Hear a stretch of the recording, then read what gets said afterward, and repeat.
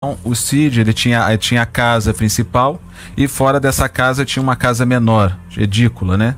Nessa edícula, embaixo tinha uma sauna e uma mini academia, você subia uma escada e em cima era o estúdio, onde tinha uns equipamentos de gravação, computador, a mesa, um escritório, né?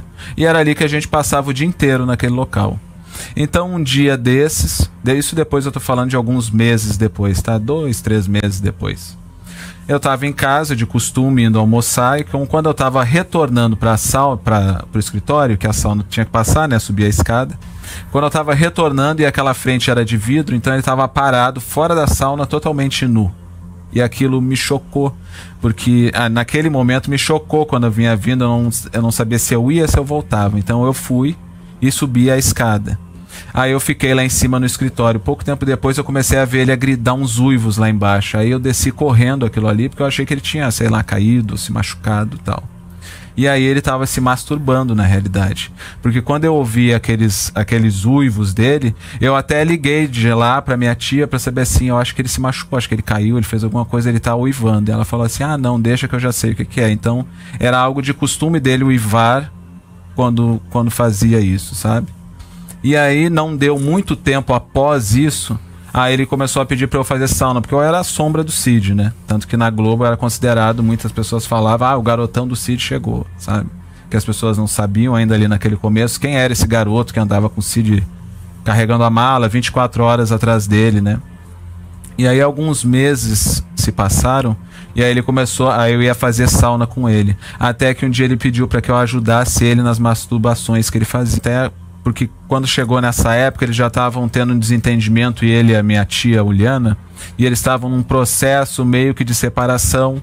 Foi até onde ele conheceu, né, a Fátima em 2000, lá no torneio de tênis, no qual eu fui e eu estava com ele, porque todo lugar que ele estava, eu estava com ele, né? E eu fiquei assim, ó, é culpa minha? Será que eu dei oportunidade para isso? Será que por conta da minha opção sexual, que eu já sabia que eu era gay, o meu pai biológico também me maltratava por conta disso, e eles sabiam que acontecia isso, né? Então ele já tinha esse conhecimento que eu era maltratado pelo meu pai por conta de ser gay. Naquele momento, quando aquilo aconteceu, aquilo ficou meio imposto como se fosse um trabalho para mim, sabe? Como se fizesse parte do meu trabalho.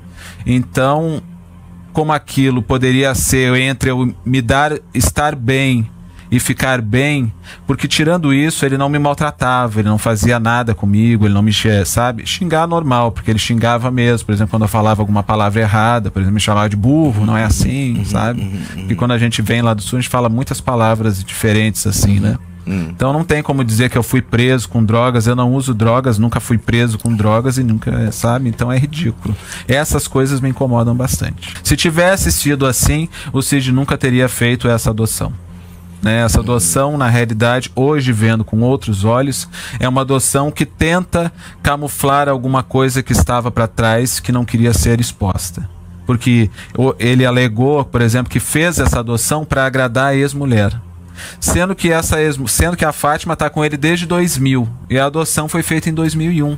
Então ele já estava há um ano com a Fátima. Por que ele ia querer agradar uma ex-mulher e me adotar naquele momento? Que eu me choco hoje em dia de ouvir que é um estupro, que nem o advogado fala, ah, isso é um estupro e tal, me choca porque para mim aquilo, sabe, ficou meio que bloqueado para trás, como se eu tivesse culpa também daquilo que aconteceu, eu me sentia culpado daquilo. Então eu nunca falava para ninguém, porque eu achava que aquilo tinha culpa, eu tinha a porcentagem daquilo que tinha acontecido. Quando eu fui totalmente desligado do Cid, foi por um tremendo ciúmes, porque quando eu assumi um relacionamento que foi em 2005 com o Sandro, na realidade, quem é Sandro? Sandro é o meu atual companheiro. Tá, que ele hoje você mora com o Sandro. Moro com o Sandro há 20 anos, já vão fazer 20 anos praticamente. Ok. O Sandro veio do Rio Grande do Sul para trabalhar no salão da minha tia.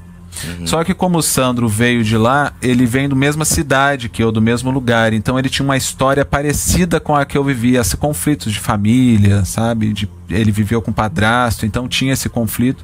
E isso foi nos aproximando muito. Tanto que o Sandro, a gente teve uma convivência com o Cid, com a Fátima. A gente saía, só que o Cid não sabia que eu era. O Cid só achava que o Sandro era meu amigo, ele não achava que ele era, né, um possível romance, que aquilo ali acabou nos unindo, essa história, né, acabou nos unindo, e aí quando isso foi descoberto, aí eu fui eliminado, vamos dizer assim, eliminado completamente, aí não podia mais trabalhar na Bíblia, porque se eu trabalhasse, eu surti o comentário, né, que se eu trabalhasse na Bíblia eu poderia prejudicar a imagem do Cid, caso eu fosse... o filho é gay, mas aí também poderia vir coisas, né? De repente a pessoa não sabe, porque quando você não se assume diante das pessoas, as pessoas acham, e agora quando ele se assumir, ele vai fazer o quê? Vai botar batom, vai botar saia, sabe? Então há essa coisa, essa homofobia, vamos dizer, né? Tinha um estúdio de gravação, porque tinham 2 estúdios, um em casa e um fora de casa que ele construiu para que eu pudesse ter pro meu futuro. Era isso que ele falava, inclusive tá nos e-mails que ele me mandava isso. Que ele construiu esse estúdio para que eu pudesse gravar outras coisas e ter um futuro com isso. E eu tinha um apartamento no qual, quando eu saí de casa, também eu fui morar, né? Então, logo em seguida, ele me tirou o estúdio, que a Fátima até, inclusive, está lá nas escrituras, que ela permutou o estúdio e comprou uma casa para ela, e o meu apartamento também foi vendido pela Fátima. Então, eu fiquei sem nada, sem nenhum salário e sem nenhum imóvel. Então, fiquei... vamos dizer assim, na lama. Na realidade, eu nem brigo por essa herança. Na realidade, como aconteceram esses ataques, isso foi em 2006, onde removeram todos os imóveis, aí eu deixei isso quieto. Eu fui viver a minha vida durante todos esses anos. Porque aí a gente já está falando um processo de 2019, a gente está falando de 2006, que foi esse rompimento. Em 2014, do nada, eu recebi um e-mail dele dizendo que ele tentou reverter a adoção, e não conseguiu, mas que ele tinha feito um documento de próprio punho me deserdando e atestando por médico que ele não estava senil. Isso foi em 2014. Eu não dei bola para isso e deixei a minha vida seguir, porque eu já estava vivendo a minha vida, eu não dependia dele para nada, ele nunca me deu R$1, né? E aí eu deixei a minha vida para lá. Em 2019, a Fátima mandou um e-mail para uma ex-mulher do Cid, a segunda, Maria da Conceição, e a Conceição me mandou esse e-mail que a Fátima tinha mandado. E a Fátima ali no e-mail pedia ajuda da Conceição para montar uma história sobre mim, porque eu poderia um dia entrar com processo de homofobia e trabalho infantil contra o Cid. Então ela já estava querendo montar algo para tentar se proteger de algo que nem existia. E aí ela fazendo esse ataque, eu resolvi entrar com um processo em 2019 para contar todos esses casos que tinham acontecido. E esse foi o único processo que eu entrei. Em 2021 esse processo apareceu na mídia, e aparecendo na mídia o filho do Cid me procurou, que eu não conhecia ele também, porque ele nunca teve convivência com o Cid. E a gente não entende também por que o Cid tanto odiava ele. É que nem eu. Ele quis me deserdar, ele me odeia, mas por qual motivo? A gente já viu alguma coisa? O Cid fala, eu odeio ele por esse motivo. Não, não existe esse motivo. Era a minha explicação que eu queria naquele processo de 2019, era que ele viesse me dizer por que ele queria me deserdar e por que ele me odiava. A verdade foi movida por ciúmes isso aí. Né? Porque não tem explicação. A gente teve uma vida de quantos anos, né, de convivência junto, de praticamente 20 anos, mais de 20 anos de convivência juntos, e a nossa vida de convivência juntos nunca teve atritos e nem nada. Muito pelo contrário, eu sempre fui o filho que ele quis ter. Tanto que ele consumou isso em 2001, fazendo a adoção no papel.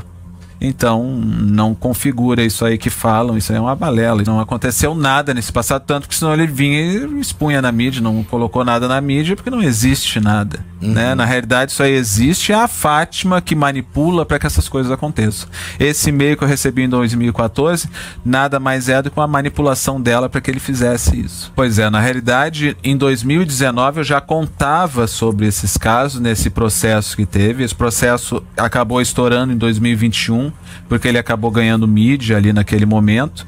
Então isso já estava sendo comentado, isso não é nenhuma novidade, isso faz parte da minha vida, e isso era para ser tratado em segredo de justiça, só que não teve esse tempo para isso, e naquele momento que a gente fez aquela live eu não podia falar, porque se eu falasse eu poderia ser processado por algo que aconteceu comigo, e ele também não poderia falar, então ficou essa coisa de não poder falar por conta do segredo da justiça.